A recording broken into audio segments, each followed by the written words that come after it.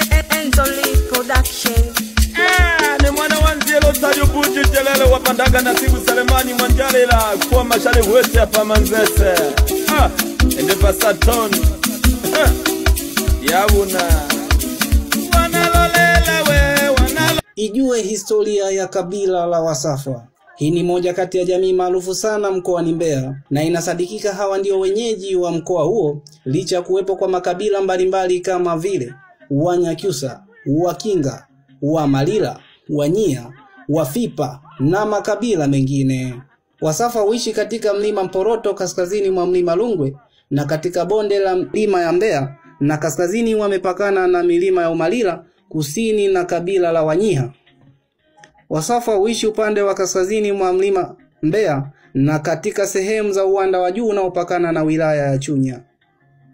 Pia wanajishughulisha